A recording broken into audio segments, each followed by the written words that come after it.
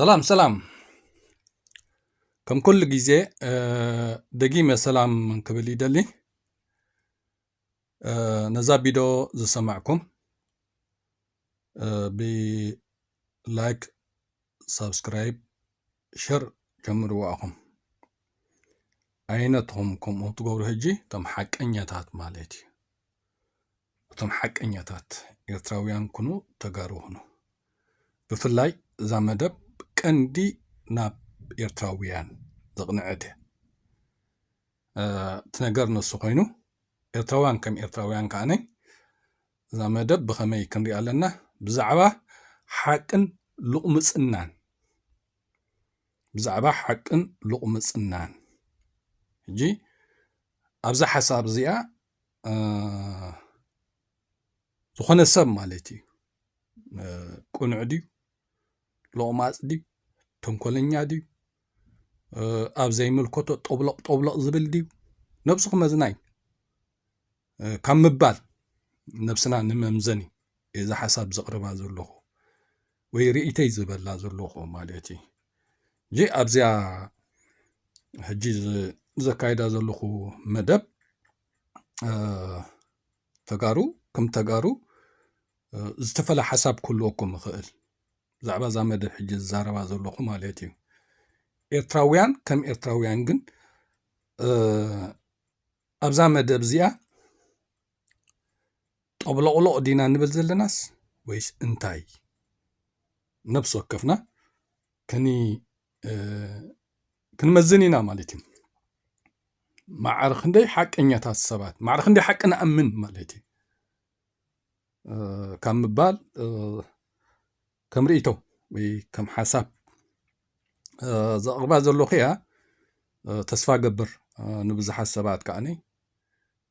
طقاميت كتكون تخيل متحساسبيت كتكون تخيل بزح نجر مالتي جي تي زعبا حق لقمص النان نبلو زلنا حجي انتايو ابزناي جنرال مقبي زولو لكني وي انترفيو زغبرو ابز حجي معلتات مالتي زغربا معلتات بزح زرباتات يكايد انا تزحزنني حدا إرتراو كونكا نجنرال مقبي كتصرفو أجبأكاني حدا جنرال مقبي بزعبا تقراين تقاروني ززارب زلو بزعبا تقراين تقارو إيو ززارب زلو إرتراو كونكاسي أبزو قداي زيو كتسمع تخكليو كم زبا محاشي كتبل تخلخا كاو سجير كاغن ني جنرال مقبي تصرفن كالقال انزكايد زلسي حق ديو لقمصنا إرتراوان أحواتي زخونا إرتراو مالتي جنرال مقبيسي بزعبات تقراين تقاروني انترفيو جيرو حد الزقار منا أنا مالت جنرال مقبيسي أبزي انترفيو زغبرو كابي وتدرنا بطروتا دي تطايسي دي ويصيس نياستات 17 عامت أبز تفلالي بيزنس كم زنبره مو بتزكايدو زنبره بيزنس كاني غزاوتي خمز غزئ تكالاتونا طريو خمز نبره كابقالو سمعينايو ما سيطريو نزي مستطايسي كابو تدرنا وي كابتي مينيتاري ناس أمسكوني نشوعتا 10 عامس أولقاوي نابرؤو نيرو مالتي سيبلاوي هوت نيرو أب بيزنس عالم كاتوافير نيرو مالتي باتي أب بيزنس عالم مستوافرو سيبل أب سيبلاوي هوتو بزطريو كتصرفو نمقبي نجنرال مقبي أيكونن إرتراويسي تقراوايون بزعبوس كتحطو أي قبأكاني تقراواي كون كامالتي كاو تدرنا كام منقستاو سرح وصيو ኖርማል ሲቪል ነጋዳይ ሸቃጣይ ኣብ ዝነበረሉ ህይወቱ ገዛ ይግዛእ ፋብሪካታት ይትከል ወላ ንምንታይ ነዛ ዓለም ዘይገዛእ ነዛ ዓለም ምልእትሲ ኣቁምተልዎ ወላ ንምንታይ ዘይገዛእ ሓቅነት ንምርግጋጽ ኣብ 7 ዓመቱ 10 ዓመቱ ሲ ከመይ ቢሉ ብኸምዚ እንታይ ዓይነት ስራሕ ይሰርሕ ስለ ዝነበረ እዩ ገዛውቲ ክገዝእ ክኢሉ ትካላት ወዘተ ዝብሎ ዘሎ ኣብ 10 ዓመቱ ከፍርዮም ምኽኣሉሲ እቲ መንገዲ ብኸመይ ስለ ዝኸደ እዩ ኣብቲ ቢዝነስ ወይስ ብኻሊእ ክተጽንዖ ኢዳ ዝግባኣካ እምበር ኣብ ሲቪል ከሎ ቢዝነስ ገይረ ይከስብ ከዓ ነይረ ገዛውቲ ገዚአሉ ካልእ ትካላት እውን ኣጥሬ ወይ ድማ ናብ ምትካል ዝኸይድ ነበርኩ እዩ እዚ ናይ ትግራይ ኩነታት ምስ ኣጋጠመ ግን ኩሉ ውልቃዊ ንግደይ ገዲፈ ናብ ዝቃልሲ መጺ እዚኣ እታ ቃል ዝሃባ ጀነራል ምግበይ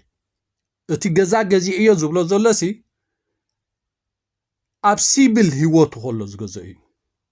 ብኸመይ እዩ ተበጊሱ መንግስታዊ ለቓሕ ገይሩ ተበጊሱ ብናይ ሃብታማት ገንዘብ ፈተውቱ ገይሩ ተበጊሱ ኣበጋግስኡ ካ ክትፈልጦ ትኽእል ወይ ዘለካ ማለት እዩ እምበር ኣብቲ ሲቪላዊ ህይወት ነጋዳይ ሸቃጣይ ኮይኑ ዝነብሮ ህይወቱ ግን ከመይሉ ገዛውቲ ትገዝእ ከመይሉ ትካላት ትገዝእ ምን ኮንካ ክትሓቶ ንስኻ ምን ኮንካ ክልተ ነገር ክትፈልጥ ግባእካ እቲ ንሸቐጥን ንግድን ክትመሃረሉ እንተደሊኻ ኣበጋግሳኻ እንታይ እዩ ኢልካ ካብኡ ትምህርቲ ክትወስድ ትኽእል ብለቓሕ ዲ ተበጊሱ ወይ ሎተሪ ይበፂሕዎ ወይ ድማ ካብ ንእሽተይ ድኳን ካብ ግዜ ናብ ግዜ ናብ ዕብይ ዝበለት ድኳን ካብኡ ስቴፕ ባይ ስቴፕ እንዳበለዲ ዓብዩ ወይስ ንግዲ ጅምር ከብል ከሎ ሚልዮናት ሒዙ ተበጊሱ ኣበጋግሱ ካ ክትፈልጦ ዘለካ እምበር ኣብ 7-10 ዓመቱ ከመይ ቢሉ ከም ዝገብር ኢልካ ሓሲብካ ሎቕማጥ ሰራቕ ኢልካ ትጸርፎ እዚ ብፍላይ ከም ሓደ ኤርትራዊ ኮንካ ማለት እዩ ብፍላይ ከም ሓደ ኤርትራዊ ኮንካ ንምንታይ እንታይ ተንኪፉካ ጀነራል ምግበይሲ ብዛዕባ ውልቁ ኣብ ሲቪላዊ ህይወት ዝነበሮ ናይ ሓዳሩ ናይ ቢዝነሱ ናይ ትካሉ ገሊጹ ኩነታት ምስ ኣጋጠመኻ ንኹሉ ገይዲፈ ናብ ኩነታት መጽየ ኣብ ኩነታት ከዓ ንትግራይ ንተጋሩንካ ቃለስ ኣለኹ እዚኣታ ዘረቡ ኤርትራዊ ኮንካ እዚኣ ስለ ዝበለ ትጸርፎ ጀነራል ምግበይሲ እንታይ ስለ ዝኾንካ ኢኻ ኤርትራዊ እየ ትብል ኣብዚ ጉዳይ ሲ ኤርትራዊ እየ ትብል ምስ ጀነራል ምግበይ ትጻረፍ ዘለኻ ሲ እንታይ ስለ ዝኾንካ ሎቕማፅ ስለ ዝኾንካ ጥራሕ ኣበጋግስኡ ካብ ላዕለዎት መራሕቲ ድዩ ሓገዝ ተገይሩሉ እቲ ሚልዮናት ተዋሂቡ ንግዲ ጀሚሩ ወይስ እንታይ እዩ ተጻሪይዎ እንድሕሪ ኮይኖም ተጋሩ ጥራሕ ዝምልከቶም ታቶካ እንተመልከተካ ኤርትራዊ ጠብላቕ ስለ ዝኾንካ ጀነራል ምግበይሲ ካብ ትግራይ ዲ ሰሪቑ ካብ መንግስቲ ኢትዮጵያ ዲ ጠሃፊኡ ንኤርትራውሲ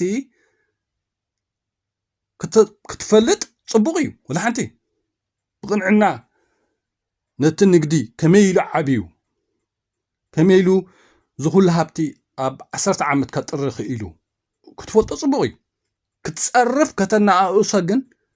ኤርትራዊ ኣይግባእካን እዩ ገሊእኹም ዝኹሉ ሃብቲ ሒዙ ከሎ ኣብ ምዕራብ ትግራይ ወዘተ ዘሎ ሰራዊትን ግንባርን ዝመርሖ ዘሎ ኣዋሪቕ ይፍሕር ኣሎ ዶ ኣዋሪቕ ሸይጥ ኣሎ ዶ ኣብ ዘሎ ህዝቢ እናጠመ ኢልኩም ንጀነራል ምግበይ ትጸርፍዎ ኤርትራውያን ኣለኹም لقماص سلازخونكم لقماص سلازخونكم بر لعلي جنرال مقبي نهزب تقراي حاليكم ليكونكم نهزب تقراي سي زخوني إرتراوي لعلي جنرال مقبي نهزب تقراي كحاليلو أي كإلني نون إرتراوسي نين إرتراوي نعيت مثلا نندي زارب زلو خجي نون إرتراوسي تقرواي كوينو خمانسي بزعبا هزب تقراين سي لعلي جنرال مقبي زقدسن زحلن الله إلا آمن يعني تنقرقن ناي تقراين تقارب ملكات أبزي جنرال مقبي زبلو زلو ويحجي زكايدو زلو أبتي أوارق انقلن تبلو زبهال حق دي حاسد مصراين تقار زملكات إرتراو خانكا مقبي ورق شيط ألو مقبي كم زقبر ألو نابلكا هاتفتف تبلسي تاملكتكا نتقاري زملكات جنرال مقبي خالي جنرالات هاب تقراي يطفافو ديام ورق شوط ديام يسرقو ديام تاي تحكي نتقاري زملكات حقن حاسوتن فلاليخا خير رقاقصكا جن إرتراويان أبزي قدايكم آتيكم كساب صرف تكايد زلكم سبات جن نولكم مص شجري زتفلطو زلكم وياولقهم تنجر كيدو أولقهم بعلهم تفطروا نجر مخانو تفطوت كلكم لم تكن من بلالن حجي إرتراويان ناندابلكا أب قداي تقارو آتيخا كزلفو من كتصرفو من زي قبا أكال علوت مرحتي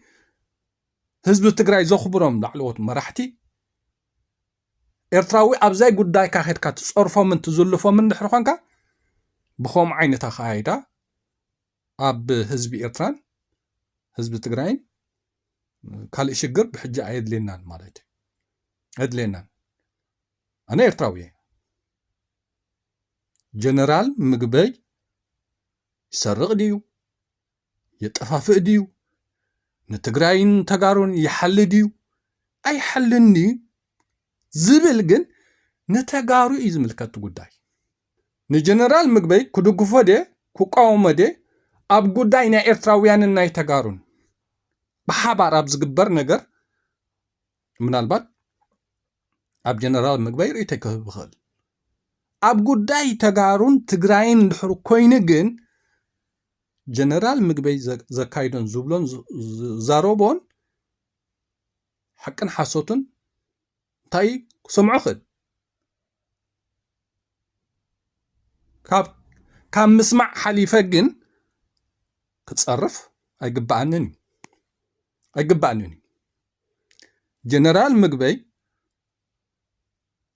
كابتم لعلوت مرحتي نهزب تقرايو جنرال مقبي كابتم لعلوت مرحتي بلب زخبروه هزب تقرايو سلازي أبزي ملكتكا بزعبات تقراين تقارون إرتراوخن السخا أبزي ملكتكا بزعبا تقراين تقارون نلعلوت مرحتي كتصرفن كتزلفن كلخا بولقو نهي جنرال مقبي تراي تنكف أيكونن كبري هزب تقرايو معناتو هزب تقراي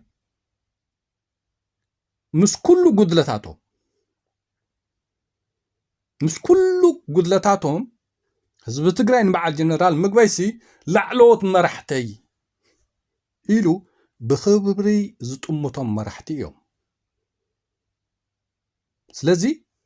كتصرف ديم كقروم ديم كنقف ديم مع الجنرال مقبي قدايهم زاروبون بي تقراين تقارون دحر خوينو ينقفوا يتعرموا يتصرفوا ይናኣዱ ንተጋሩ ጥራሕ ትምልከት ንኤርትራውያን ዝትንክፍ እንድሕሪ ተዛሪቡ ግን ኤርትራውያን ንቕበሎ ሓሳብ ንሕር ኮይኑ ጽቡቕ ክንብል ንኽእል ኤርትራውያን ዘይንቕበሎ ነገር ንሕር ኮይኑ ግን ተቃውሞና ክነቕርብ ንኽእል ኣብ ጉዳይ ኤርትራውያን ንድሕር ተዛሪቡ ጅገሊኹም ኣነ ብጣዕሚ ዝገርመኒ ገለ ሰባት ኣብቲ ግዜ ኩነታት ምግበይ ከም ዝብል ነይሩ ከምዚ ይብል ነይሩ ንሻዕብያ ክነጥፍኦም ኢና ወዘተ ወዘተ ብል ነይሩ ንፋና ክነጥፍኦም ኢና ንሓደ ሓደ ከምዚ ክንገብሮም ኢና ይብል ነይሩ ሕጂ ግን ብወገን ኣምሓራን ኤርትራን ዓፋርን ሱዳንን ዝምድናና ከነማሕሽ ኣለና ይብል ኣሎ ኢልኩም ትጻረፉን ኣለኹም ጀነራል ምግበይ ኣዝዩ ብቑዕ መራሒ ጅግና ኢኻ ተባዕ እዩ መድረኽ ኣንቢቡ ዝኸይድ ምስ ኤርትራን ምስ ክልል ዓፋርን ምስ ሱዳንን ምስ ኣምሓራን እናተባኣሰዳ ህዝቡ ከወድእ ደሊኹሞ ከማኹም ደንቆሮ ኣይኮነን ንሱ ከማኹም ደንቆሮ ኣይኮነን ኣብ 360 ዲግሪ ህዝቡ ኣከበባ እትዩ ህዝቡ ከወድእ ስለ ዘይደሊ ጅግና መራሒ ብህዝቡ ዝሓስብ ንህዝቡ ዋጋ ዝኸፍል ጅግና መራሒ ስለ ዝኾነ ጀነራል ምግበይ እንታይ ገይሩ ግዜ ኣንቢቡ ማለት እዩ ግዜ ኣንቢቡ ሕርቃን ኣወጊዱ ቂም ኣወጊዱ ህዝቡ በይን ድሕን ህዝቡ በይን ትንፋስ ረክብ ቀዳምነት ንዓ ስለ ዝቀደመ እንታይ ይብላ ኣሎ ሕጂ ብክልል ዓፋር ዘዋግእ ምክንያት የብልናን ብወገን ኤርትራ ዘዋግእ ምክንያት የብልናን ብሱዳን ብክልል ኣምሓራ ብዝከኣል ህዝቢ ትግራይ ወላ ምስ ኦሮሞ ወላ ምስ ኣገው ኢሉ ዝምድኑ ኣመሓይሹ ሰላሙ ከውሕስ ብሰላም ክነብር ኣለዎ እዚኣ ኢሉ እዚኣ መን እዩ ዝብላ ሓቀኛ ጅግና መራሒ ስለ ህዝቡ ዝሓስብ መራሒ እዩ ዝብላ ረብሕኡ ዘገድሶም መራሒ ኩናት ወረ ኩናት እዩ ዝምነ ክርዳእኩም ዘለዎ ቶም ገለ ሰባት ማለት እዩ ብህዝቢ ዘይሓስብ መራሒ ሰላም ኣይፅውዕን እዩ ኩናት ጥራሕ እዩ ዝተኳትኩ ብኩሉ ኩናት ኣሎ እናበለ ኣብ ስልጣኑ ክነብር ስልጣኑ ከውሕስ ዝደሊ መራሒ ብህዝቡ ኣይሓስብኒ ሰላም ከዓ ኣይፅውዕኒ ዝምድናኻ ኣይምነን እዩ ስልጣን ዘገድሶ መራሒ ከምኡ እዩ ስለ ህዝቡ ዝሓስብ መራሒ ግን ብኩሉ ኣንፈት ህዝቡ ብሰላም ምስ ኩሎም ህዝብታት ዝምድና ክገብሩ እዩ ዝደሊ ስለ ህዝቡ ዝሓስብ መራሒ ማለት እዩ ስለዚ ጀነራል ምግበይ ጅግና መራሒ እዩ ኣብቲ ኩነታት እውን ርኢናዮ ብሬን ሒዙ ክረጋረግ ላዕለዋይ መራሒ ኢሉ ሬዲ ሒዙ ኣብ ሓደ እምባ ኣብ ሓደ ሽንጭሮ ዝርአ ሰብኣይ ኣይኮነን ብሬን ሒዙ ዝረጋረግ ሰብኣይ እዩ ኣብ ኩሉ ትረኽቦ ስለዚ ብጀነራል ምግበይ ዘየድልየካ ምዝራብ ክብሪ ጀነራል ምግበይ ምትንካፍ ዘይኮነ ክብሪ ህዝቢ ትግራይ እዩ ካብቶም ኣለዉ ዝበሃሉ ህዝቢ ትግራይ ኣለውኒ ካብ ዝብሎም ላዕለዎት መራሕቲ ካብቶም ቀዳሞት ጀነራል ምግበይ እዩ ስለዚ ክብሪ ጀነራል ምግበይ ብፀርፍን ብምንኣስን ብኻልእን ክትከይድ ምፍታን ክብሪ ውልቁ ጥራይ ኣይኮነን ክብሪ ህዝቢ ትግራይ እዩ ኣብ ኤርትራ ሓደ ክቡር መራሒ ብሕግን ብዲሞክራስን ብኩሉ ነገር ስለ ህዝቡ ዋጋ ዝኸፍል መራሒ እንድሕር ልዩ ኣብ ኤርትራ እታ ህይወቱ እቲ ክብሩ ናይ ውልቁ ጥራሕ ኣይኮነን ክብሪ ህዝቢ ኤርትራ እዩ ናትያ ተራ ኣመለኻኽታ ንሱ እዩ ስለዚ ኣብ ትግራይ ከዓ ብዙሓት መራሕቲ ኣለዉ ስለ ህዝቦም ኩሉ ብቕንዕና ዝኸዱ ማለት እዩ ለው በዓል ጆም መዲድ وزته بعد جنرال جون ميديد زي نفلطهم ون أنا كم حكي كابزم جنرالات تግራይ ጽቡቅ ገይረ ትናቶም ዝካሃተሎም ጀነራል ምግበኝ ጀነራል ጆን መዲድን ካልኦቶም ብዙሓት ኣለዉ ኣዝዮም ጉልሓት ኣነ ብውልቀይ ግን ኣዝዮም ጉልሓት ኣብ ትግራይ ኣለዉ ካብቶም ላዕለዎት መራሕቲ ኣዝዮም ጉልሓት ወላ ብህዝቢ ትግራይ ማለት እዩ ጀነራል ምግበኝ ጀነራል ጆን መዲድን በትናዕተይ ካልኦቱን ከምኦም ምዘንኦም ኣለዉ ብዙሓት ከምኦም ላዕለዎት መራሕቲ ኸ ዝነበሩ ገሊኦም ኣብያ ኣለዉ 4 ኪሎ ኺዶም ኣዲስ ኣበባ ኺዶም ገሊኦም ሓራም መሬት ኢሎም ኣብ ትሕቲ ኣቢ ዕጥቅን ቀለብን እናተዋሃቡ ኣብ ሓራም መሬት ኣለና ብሉ ኣለዉ በዓል ወዲ ኣንጥሩ ማለት እዩ ኣብ ትሕቲ ምን እዮም ዘሎ በዓል ወዲ ኣንጥሩ ኣብ ትሕቲ ኣብ ኣሕመድ ከ نمن كقتليو أب كنات أب تجرا كنات أكايدو نيرو نمن يقتلو مودعتو خي حجة خي نتجراي زقبر زلو فخرا أب أحمد نمن كقتل نحزب تجراي كقتل جنرال مقبي كتر هو يتغلنها بدس بلو وابطعم جزيز طريو السيبل كله الدنيا خوينو تنا 10 عامت أب سيبل كله بلح خاص لزخونه كله زي قمه وجنرال مقبي بازي وكله قمه زي كل جنايو أب سيبلاوي هيوت كيدو أب سرت أبي شوعته 10 عامت جزاوتو تكالات زطري أزيو ناي نقدن ناي شقطن تمكرو زلوو أب جنبارن كنات ممرحن زي قمه أكله زي قمه جنايو جنرال مقبي مالتي سلازي أبو أحمد ني جنرال مقبيسي كرخبا يكلني نقول قد جنرال مقبيسي أب دبي غزال لوغو أب 10 عامت نقادا كله صريح زطريو مالتي أفرانسون يحلو ولا أمريكاون يحلو كميلو تبقيسو وا كم منقص تلقحو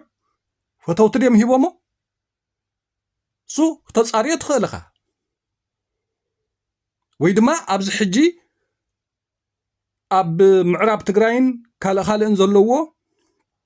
أوارق أي شيء كتصارى خالي قنت تمصراي نمن يزملكات نتاغاري يزملكات إرتراو انتاديها توكاب زي قداي استأتو لخا تاديها ملكتكا لقمان سراغي ني إرتراويان إلو خصاب زي تنكفا كاسي من كون كان جنرال مقبي تصرفو من كونكا بخبر دك سبات أبي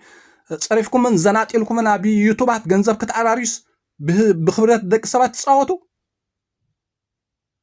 حدا بعد جنرال مقبي كابتوم مدحني زبلهم نسون كلوسي كال زخبر الشجر كقاتمني ويكال عماسي كقاتمن أي كلني لهم حزب تقراي زأمنوا لهم مرحتيهم إرتراو هونكا ني جنرال مقبي كتصرفو يقبع كاني بفتم كتصرفو يقبع كاني كدنو وديم كتصرفو وديم جنرال مقبي بتقرايم بتقارون كساب زتزاربه إرتراو من كون كتصرفو إرتراو كنسخاس لعلي جنرال مقبي حالاي هزبي تقراي كونكاس أب تقراي كمز قبرالو كمز يتفافقالو كمز يتحافالو تبل زلخا إرتراوسي لقماس حساوس لزهون كامبر لعلي جنرال مقبي نهزب تقراين كتحالي اللي عايت خلنخا تم قال إرتراويان لعلي جنرال مقبي حاليتي هزب حاليتي تقراي كونكم تزاربو زلهم سي لقماس حسوت مدانا قرتوهم كم بالكم مدانا قركم كابيتوبكم كاب خالهم روحاتكم كترخبوه تدليو نخطروا حنفنا فيلكم تقبروا زلهم سراحي نقال دك سبات بخم أدنى جيركم والكاو ربحاتكم كتعراريو تكايدوا زلهم يا بر جنرال مقبي ንኤርትራውያን ኢሉ ክሳብ ዘይተንከፈካ ዘረብኡን ሓሳቡን ብትግራይን ተጋሩን ስለ ዝኾነሲ ኤርትራዊ ስለምንታይ ትጸርፎ ይሰርቕ ድዩ ቁኑዕ ድዩ የጠሃፍእ ድዩ ወዘተ ወዘተሲ ጀነራል ምግበይ ኣብታ ትግራይን ተጋሩን ክሳብ ዝኾነ ዘረብኡን ኣኻይዱን ስርሑንሲ ንኤርትራዊ ይምልከተካን እዩ ክጽመድ ደልዩ ይጸመድ ምስ ደለይቲ ፍትሕ ድዩ ክጽመድ ምስ ህግደፍ ድዩ ክጽመድ ምስ ዘርብሖ ይጽመድ ምስ ዘርብሖ ኣብታ ኤርትራ መን ኣሎ ህግደፍ ኣሎ ህዝቢ ኤርትራ ኣሎ ኣብኣ ይጽመድ ንህግደፍ መሪጹ ንደለይቲ ፍትሕ መሪጹ ንሱ ይኮነን ትሕቶ ናቶም ተጋሩሲ ብወገን ኤርትራ ጽምዶ ከካይዱ ከለዉ ነታ ኤርትራ ህግደፍ ይምርሐያ ደለይቲ ፍትሒ ይምርሕዋ ሕቶ ናይ ተጋሩ ብሰላም ምንባር ንሕሩ ኮይኑ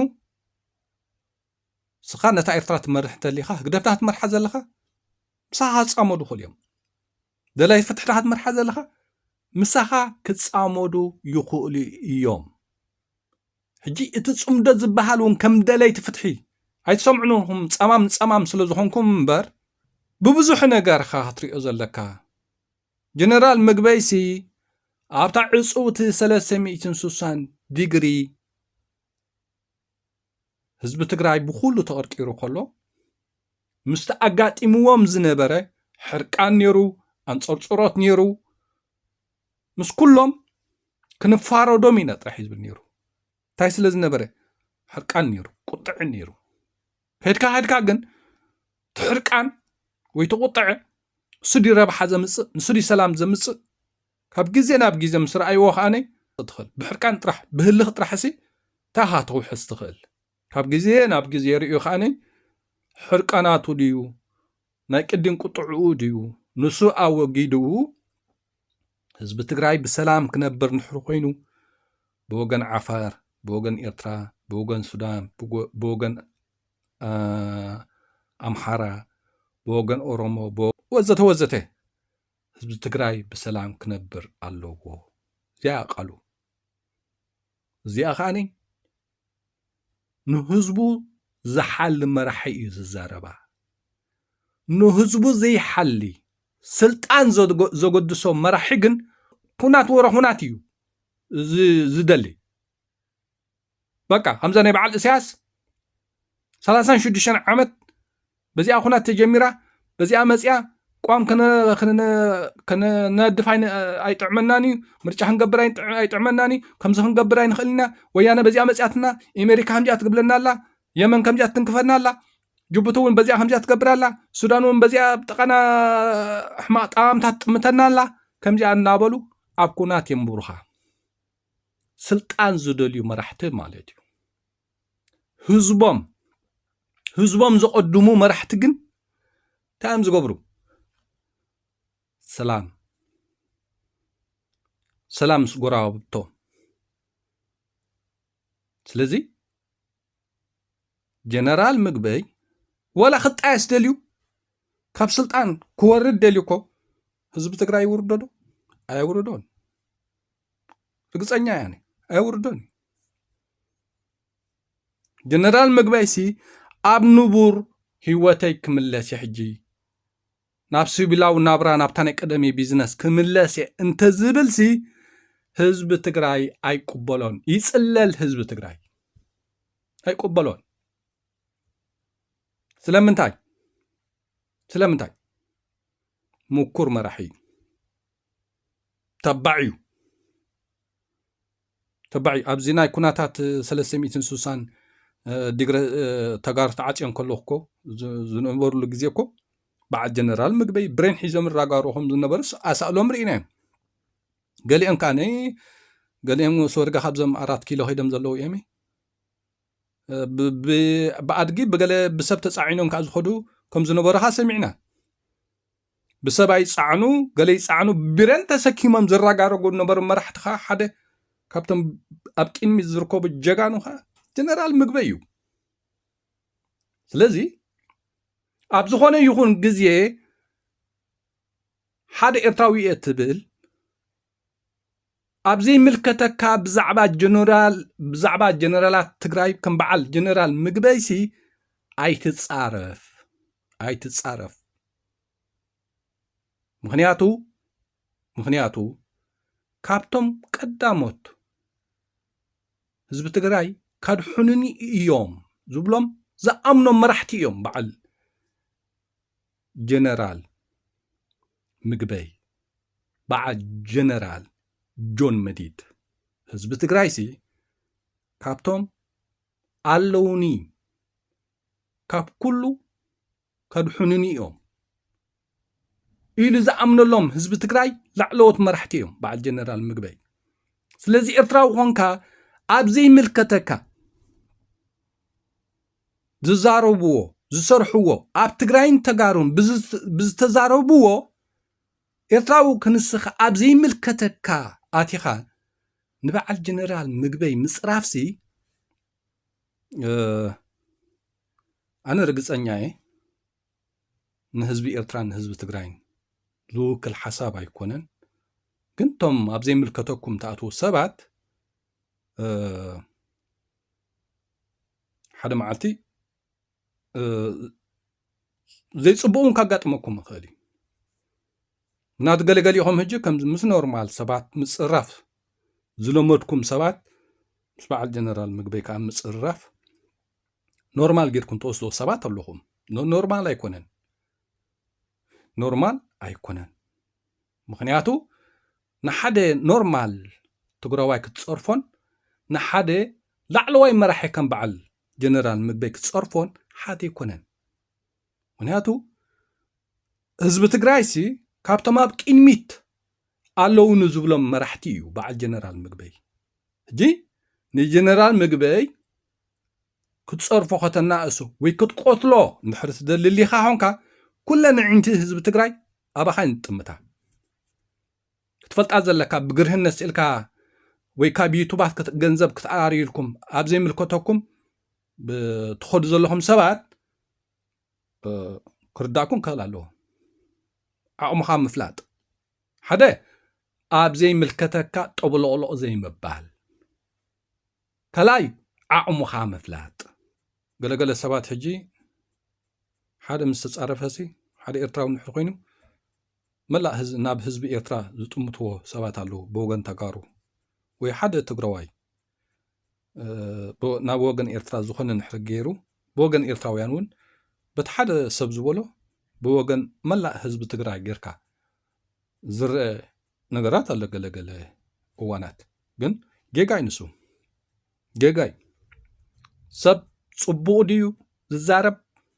ሕማቕ እዩ ዝዛረብ ክንዲ ሰብ ዝኣኸለ ሰብ ብናይ ውልቁ ጥራሕ ጥሙቶ ዘለካ ብናይ ውልቁ ኢኻ ጥሙቶ ዘለካ ኣነ ኤርትራዊ ጀነራል ምግበይ ኣዝየ ዘኽብሮ ጅግና መራሒ እዩ ኣዝየ ዘኽብሮ ጅግና መራሒ እዩ ኦኬ ሓደ ኤርትራዊ ንጀነራል ምግበይ ጸሪፍዎ ኣነ ዝብሎን ሓደ ዝብሎን በበይን ይኽረእ ዘለዎ በብውልቅና ንብሎ ብወገን ትግራይ እውን ወይ ብወገን ተጋሩ እውን ኣብ ወገን ኤርትራ እንድሕሪ ተመሳሳሊ ተኻይዱ ወገን ኤርትራ እኳ እንታይ ስለ ህዝቦም ዝሓስቡ መራሕቲ ይብልና ንሕጂ ስለ ህዝቦም ዝሓስቡ ዝነበሩ ጀነራላት ናይ ኤርትራ ኣብቂዕም እዮም ገሊኦም ተኣሲሮም ገሊኦም ከም በዓል ወዲ ዓሊ ገሊኦም ከም በዓል ቢተው G15 ወዘተ ኣብቂዕም እዮም እቶም ናይ ኢሳያስ ሓሳብ እሺ እናበሉ ዝኸዱ ጀነራላት እዮም ዘለዉ ብታ ኤርትራ ዘይንፈልጦም ብውሽጢ ሰፕራይዝ ገለ ነገር ካርኢና ዝሓስቡ ከዓ ህሉ ሰርኣይና ኻነ ዋዕ ጀጋኑ ስለ ህዝብኹም ኩሉ ዋጋ ከፊልኩም ልክዕ ኣብቲ ናይ ኩነታት መራሕቲ ኤርትራ ኣብ ኩናት ወረ ኩናት ንፋዓት እዮም ኣብ ስለ ህዝቦም ግን ኣይሕጎሰሎምን ማለት እዩ ኣነ ግን እዛ ትግራይ ሕጂ ቁሩብ ወላ ሃገር እንድሕር ኮይናሲ በዓል ጀነራል ምግበይሲ ንህዝቢ ትግራይሲ ኣብ ዝሓፀር ግዜ ጽቡቕ ለውጥስ ካምፅሉ ይኽእሉ እዮም ኢለ እየ ዝኣምን ኣብ ትግራይ ሕጂሲ ዴሞክራሲ እንታይ ንሪኦ ኣለና ኣብ ትግራይ ኣብ ኤርትራ ዘለዉ ንሪኦ ኣለና ማለት እዞም ኣብ ትግራይ ዘለዉ መራሕቲሲ ብሕምዘ ዝበለ ከምዛ ናይ ህግደፍ ንኹላ ከኣስርዋ እኮ ኣብ ኢዶም እያ ወላ ሓንቲ ግን ብዝከኣል ማለት እዩ ትግራይስ ኣብዚ ሕጂ ግዜሲ ኣብ ተኣፋፊ ነገር ኣብ ዘላትሉ ግዜ ከማንሲ ናይ ምዝራብ መሰል ኣለካ እዞም ኣብቲ ትግራይ ዝዛረቡ መንእስያት ሕጂ ብኮሜዲን ገለንገለን ዝዛረብዎሲ ብጣዕሚ ዝገርመካ በቃ ብጣዕሚ ዝገርመካ ብዛዕባ ናይ ግፋ ድዩ ብዛዕባ ናይ ሕወሓት ድዩ ብዛዕባ ናይቲ መንግስቲ ትግራይ ድዩ ብኮሜዲን ብገለንሲ ብስነ ጥበብሲ ደስ ዝበሎም እዮም ዝዛረቡ ኣብ ኤርትራ ከምሎ ኣብ ኤርትራ ከምሎ ዶ ትግራይሲ እቲ ኩሉ ሽግር ናይ ፖለቲካ ኣብ ኣሕመድ ዝለኣኾም ውሽጢ ገለገለ ብገንዘብን ብገለን ብዙሕ ሽግራት ከለዎምሲ ስቲል ክሳብ ሕጂ ደሓን ዲሞክራሲ ኣለዎ በዓል ጀነራል ምግበይሲ ሕማቃት መራሕቲ ስለ ህዝቦም ዘይሓስቡ መራሕቲ ነይሮም እንተዝኾኑሲ ከምዛ ናይ ህግደፍ ገይሮም ንህዝቢ ትግራይ ክሕዝዎሲ ቀሊል እዩ ኣብ መዓልትታት ክገብርዎ ዝኽእሉ እዮም ግበር ኣይትግበር እኳ ግን እትልካ ብዝኾነ ኤርትራውያን ክጥንቀቑላ ዘለኩም ብሕጂ እውን ብሕጂ ኣዝዮም ብትግራዮምን ብስለ ህዝቦምን ኣብ ቅድሚ ዝርከቡ መራሕቲ ህዝቢ ትግራይ ዘኽብሮም መራሕቲ ዘይምትንካፍ ብፍላይ ማለት እዩ ብፍላይ ጀነራል ምግበይ ፀሪፍካዮ ኣቢልካዮ ንውልቁ ጥራሕ ኣይኮነትን ምክንያቱ ኣብ ቅድሚት ህዝቢ ትግራይሲ ብብዙሕ ነገር ኣብ ቅድሚት ዝጥምቶም መራሕቲ እዮም በዓል ጀነራል ምግበይ ሕጂ ገለገሆም ኣብዚ ትወወፂኹም ምስ ካልእ ሰባት ወወፂኹም ፅራፍ ስለ ዝለመድኩም በቃ ዘዝረኣኹሞ እታ ዝገበርኳ ቢዶ ወይታ ፀርፊ ዝሓወስኩላ ቢዶ ሰብ ፈቲዋ ዶ ቢው ተራእያ ዶ ንሳ ጥራሕ ርኢኹም በቃ ወወፂኹም ትፃረፉ ሰባት ኣይትጋገዩ ንሓደ ኖርማል ሰብ ኣብ ሓደ ኖርማል ሰብ ዝለመድኩም ፀርፍን ንሓደ ኣብ ቅድሚ ዝርከብ ኩሉ ህዝቢ ዝጥምቶ ኩሉ ህዝቢ ዘኽብሮ መራሒ ዘየድሊ ምኻድ ግን ሓደገኛ እያ ንባዕልኩም ንህይወትኩም ማለት ኣብ ታርጌት ኣይትእተው ምክንያቱሲ ብፍላይ ኤርትራውያን ኮንኩም ኣብታ ናይ ተጋሩ ብስነ ስርዓት ምዝራብ ኤርትራውያን እውን ተጋሩ እውን ኣብታ ናይ ኤርትራውያን ብስነ ስርዓት ምዝራብ ብስነ ስርዓት ፖለቲካ ናይ ተጋሩ ንተጋሩ እያ ትምልከት ተጋሩ ንሕወሓት ክቋወምዋ ድዮም ክእርምዋ ድዮም ክኣልይዋ ድዮም ንተጋሩ ጥራሕ ትምልከት ንተጋሩ ኣነ ከም ሓደ ኤርትራዊ ዝዓቑመይ ንህዝቢ ትግራይ ኣበይ ደው ዝብለሎም ካልእ ሓይሊ መፂኡ ናብታ ትግራይ መፂኡ ንህዝቢ ትግራይ ክቐትል እንድሕር ዝደሊ ኮይኑ ኣነ ከም ሓደ ኤርትራዊ ዝዓቑመይ ንህዝቢ ትግራይ ክቕተላ የፍቅድኒ ሓደ ትግራዋይ እውን ብወገን ኤርትራ ከም ኣንተ በለ ኣይኽፋኣሉን ማለት እዩ ኣብታ ናይ ፖለቲካ ናይ ውሽጢ ናይ ተጋሩ ናይ ኤርትራውያን ግን በባዕልናታ ጉዳይ ከነካይዳ ክንክእል ኣለና በባዕልና ማእሲና ንተሓጋገዝ ካልእ ሓይሊ ንኤርትራን ንትግራይን ዝሃርም እንድሕር መፂኡ ጥራሕ ኢና ንተሓጋገዝ ኣነ ብከምዚ እየ ዝሪኣ ኣብታ ናይ ኤርትራውያን ናይ ተጋሩን ኤርትራውያን ከምዚ ሕጂ ገለገለ ብጀነራል ምግበይ ተካይድዎ ዘለኹም ግደፉ ንባዕልኹም ኣብ ታርጌት ሓደጋ ሃጋጥመኩም እዩ ብንጹር የብለካ ዘለኹ ኣነ ንሓደ ትግራዋይ ኣብ ወውፂኻ ትፀርፎ ብኡ ስለ ዝለመድካ ንሓደ ኣብ ላዕሊ ዝጥምቶ ላዕለዋይ መራሒ ህዝቢ ትግራይ ሲ ካብቶም ኣለውን እዩ ዝብሎም ላዕለዎት መራሕቲ ከም ሓደ ኖርማል ሰብ ውፅኢኻ ክትፀርፎ ከተናእሶ ቀሊል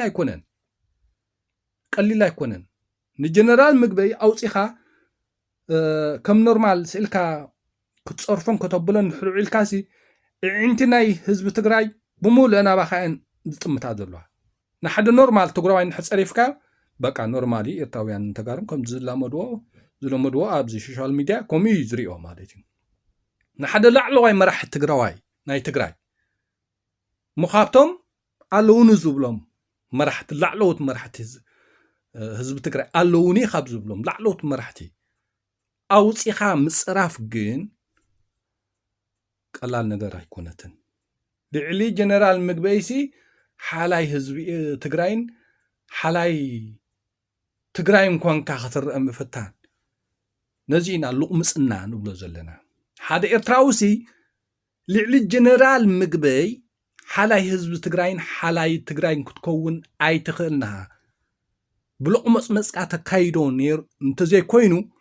ብልቢ ብሓቂ ግን ሓላይ ህዝቢ ትግራይ ክትከውን ኣይትኽእልና ሓደ ኤርትራዊ ኣይኮነን ክንዲ ጀነራል ምግበይ ክንዲ ሓደ ኖርማል ትግራዋይ ሓላይ ህዝቢ ትግራይን ሓላይ ትግራይን ኮንካ ልዕሉ ክትከውን ኣይትኽእልና ኣይከኣልኒ ሕጂ በቃ ከምዚ ሓላይ ህዝቢ ትግራይን መሲልካስ ጀነራል ምግበይ ህዝቢ እንዳጠመይ ኣዋርቕ ከም ዝገብር ኣሎ ኤርትራዊኻ እኮ ትፈልጦ ነገር ዘይብልካ ኣብታ ትግራይስ ተጋሪኦም ዘሎ ጀነራል ምግበይሲ ኣዋሪቕ ሸይ ድዩ እንታይ ዝገብርሲ ኣብታ ትግራይ ምስ ህዝቢ ዝነብር ዘሎ እዚ ኩሉ ትብሎ ዘለኹም እንጂ ኣዋርቕ ፍሒሩን ሸይጥ እንተልዩ ኣብ ውልቁ ዘውዕሎን ንሕር ኮይኑ እኮ ይገብር ተሊስ በቶም ናቱ ሰራዊት ጌሪ ዘካይዶ እቲ ነገር ከምኡ እንድሕር ኮይኑ እቶም ሰራዊት ትፈልጥዎ እዮም ልዕሊ እቶም ሰራዊት ትግራዋይ ኣሎ ድዩ ልዕሎም ከ ነቲ ሓቂ ክፈልጦ ዝኽእል ሰብ ኣሎ ጀነራል ምግበይሲ ኣዋርቕ የፍሕር ኣሎ ብሰራዊቱ ትብል ንድሕር ኮንካሲ ዋ እቶም ሰራዊት ናይ ጀነራል ምግበይሲ ተጋሩ እዮም ኣብቲ ቦታ ዝበሃል ዘሎ እውን ልዕሎም ዝፈልጦ ሰብ ነቲ ሓቂ ክህሉ ይክእልኒ ከምኡ እንተልዩ ጽባሕ በዓሎም ክዛረብሉ እዮም በቲ ጉዳይቲ ጀነራል ምግበይ ዝሕትት ንድሕር ኮይኑ ከዓኒ ኣይንሕሱ ኢለንም ንመራሕቶም ዝፈርዑን ዝሓፍሩን ኣይኮኑን ሜቢ ምስ ካልእ ፀላኢ ተሓባባራይ እንድሕር ጠርጢሮምካ እዮም ኣብ ትግራይ ክኣስሩካ ዝኽእሉ እምበር ተዛሪብካ ነቒፍካ ገለገለ ኢልካ ምእሳር ክሳብ ሕጂ ዘሎ ይመስለና ኣነ ብትግራይ ምናልባት ግን ሕጂ ከምዚ ሕጂ ዘሎ ኩነታት ምስ ፌደራል ንድሕር ጠርጢሮምካ ልኡኽኒ ኣብ ኣሕመድ ገለገለ ንድሕር ጠርጢሮምካ ግን ኣይሰዱኻን ቀብ ከብሉካ ክእሉ እዮም ንኣብነት እዚ ብርሃነ ልፍዓተ ሕጂ ብከምኡ ተጠርጢሩ እዩ ተታሒዙለይ ኢለ ዝኣምናነ ምክንያቱ ኣብ ገለ እዋናት እውን ኣነ እኮ ንኦሮመይ ክምለስ ዝኽእል እየ ዶ ሓደ ዶ ኣምፅኡ ቀፂሉ እውን ንጻድቃንን ንጌታቸውን ይቕረታ ዶ ገለገለ ኢሉ እውን ተዛሪቦ ማለት እዩ ሕጂ ንብርሃነ ትሕትት እያ እዛ ጉዳይ እዚኣ ምክንያቱ ብርሃነ ልፍዓተ ኣብ ሚድያ ፍሉጥ እዩ ኣብ ፖለቲካ ዝነጥፍ ዘሎ ሰብ እዩ ኦኬ መራሕቲ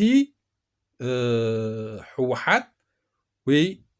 መራሕቲ ትግራይ ወይ ተጋሩ ኣብ ሓራ መሬትን ኣብ ትግራይን ዝብል ተፈላልዮም ኣብ ትግራይን ኣብ 4 ኪሎን ተፈላልዮም ተፋጢጦም ኣብ ዘለውሉ ግዜ ኣብ ውሽጢ ትግራይ ኮንካ ደጋፊ ናይ ኣብ ኣሕመድ ደጋፊ ናይ ጻድቃን እንተልካ ግን ቀላል ነገር ኣይኮነትን እዚኣ ተትሕዘካ እያ ኣብቲ ኣፈላላያ ውሽጢ ትግራይ ግን ነቲ ናይ ደጊ ሓይሊ ደጋፍ እንተዘይኮንካ ግን ከዓ ኣብቲ ውሽጢ ትግራይ ዘሎ ኣፈላላያት ግን ምዝራብ ኣብ ትግራይ ወላ ሓደ ፀገም የብሉን ኮይኑ ይስምዓናኒ ንሕወሓት ክትነቕፋ ትኽእል ክትድግፋ ትኽእል ኣብ ውሽጢ ትግራይ ኮንካ ደጋፊ ኣብ ኣሕመድ ኮንካ ኣብ ውሽጢ ትግራይ ንሕወሓት ክቐብረኪ ኢኻ ጥፋኣኪ እትብል ንድሕሪ ኮንካሲ ምኾም እናበልካ ሕወሓት ንሕስኢላ ዝሰደካ ንድሕሪ ኮይናሲ ፅልልቶ ትከውን ኣለዋ እጅቲ ገለገለ ሰባት ክርዳእኮም ክኽእል ኣለዎ ስኻ ነቲ ናይ ግዳም ሓይሊ ኣብ ልዕሊ ትግራይን ተጋሩን ወራር ከካይድ እየ ዝብል ናይ ግዳም ሓይሊ ናቱ ተሓባባራይ ናቱ ደጋፋይ ናቱ ተደናጋፂ ኮንካ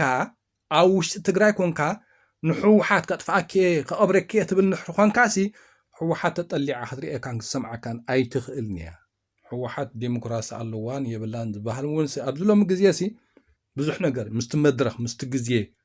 ምስቲ ኣፋፊ ነገራት ዘሎሲ ሕወሓት እውን ገዛእ ሰዓብታት ትግራይሲ እንታይ እያ ተፍቅደልካ ዘይተፍቅደልካ ክትፈልጥ ንሕዘይ ክኢልካ ትፀገም ናይ ባዕልኻ እዩ ስኻ ሕወሓት ንኣፈላላይ ከተኽብረልካ ንድሕሪ ኮይና ካብ ኣብ ኣሕመድ ካብ ብልፅግና ዝረሓቃ ሰብ ክትከውን ኣለካ እምበር ደጋፊ ናይ ብልፅግና ደጋፊ ናይ ኣብ ኣሕመድ ኮንካ ኣብ ውሽጢ ትግራይ ኮንካ ንሕወሓት ከጥፋኣኪ እትብል ንድሕሪ ኮንካሲ ፅሉል ክትከውን ኣለካ ከምኡ ዓይነት ዴሞክራሲ የለን ኣብዚ ዓለም ዴሞክራሲ ኣብ ምንታይ እዩ እዚ እውን ገለገለ ሰባሲ ቅርብ ትስሕትዎ ኮይኑ ይስምዓና ኣነ ማለት እዩ እዚ ናይ ዞባና ዘሎሲ ስእልካ ብፍላይ ብሕጂ ስእልካ ብከምዚ ብግርህነት ብግምት ዝበሃል ነገር የለን ሕወሓት ንባዕላሲ ኣብ 360 ዲግሪ ተዓፅያ ነራ ዝወፀት እያ ሕሉፋ ስለምንታይ ውዲቕዋ ቃልሲ 17 ዓመት ንሕወሓትን ንትግራይን ንተጋሩን እንታይ ክሰራን ረብሓን ኣለዎ ሕወሓት ገንጊማ ኣላ ሸለልትነት ኣብ ምንታይ የውዲቕዋ ወይ እንታይ ሕወሓት ኣይኮነን ዝኾነ ትግራዋይ ገንጊሙ ኣለሎሚ ዝኾነ ትግራዋይ ዝኹሉ ቃልስታት ናይ ተጋሩ ክሳብ ሕጂ እንታይ ያፍርዩ ውፅኢቱ እንታይ እዩ ዝብል ትግራዋይ ሎሚ ኩሉ እዩ ናይ ትማሊ ድኽመት ናይ ትማሊ ግርህነት ናይ ህዝቢ ትግራይ ዲ ናይ ሕወሓት ክድገም ኣይከኣልኒ ክደግሞ ዝኽእል ንሕሪ ኮይኖም በቃ ከምታ ናይ ቀደሞም ብሃይለ ስላሰን ብደርግን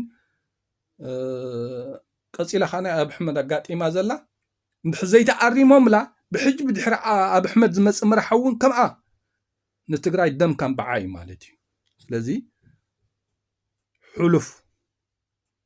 ንሕወሓት ጥራሕ ዘይኮነ ህዝቢ ትግራይ ክመሃረሉ ኣለዎ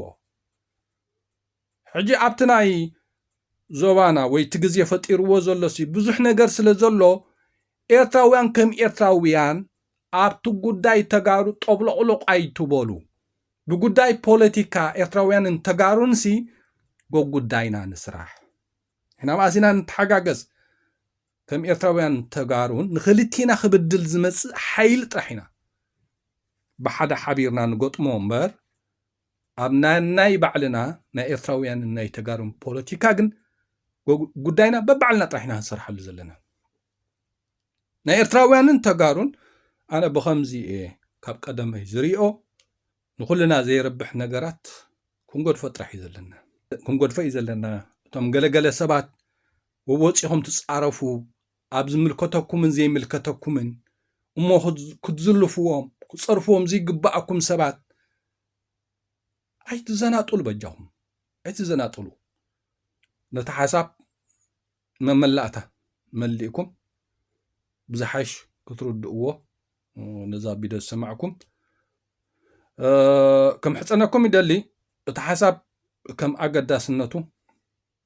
ናብ ኩሉ ክበፅሕ ከዓ ፅቡቅ ስለ ዝኾነ ሸር ከዓ ኣይትረስዑ ከዓ ክብል ይደሊ ማለት እዩ ኤርትራውያንን ተጋሩን እዚ ቀንዲ ሕጂ እንታይ እዩ ሓደ ኣብቲ ናይ ኤርትራውያን ናይ ተጋሩን ኣብ ዘይምልከተካን ዘይምልከተካን ጠብለቕሎቕ እምባል ኣይጠቕምናን እዩ ንኩልና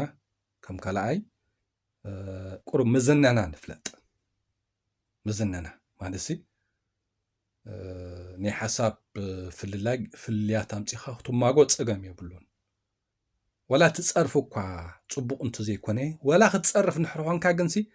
مزنخا فليتكا مزنخا ريخا هتصرف زلكا كبلي دلي سسناي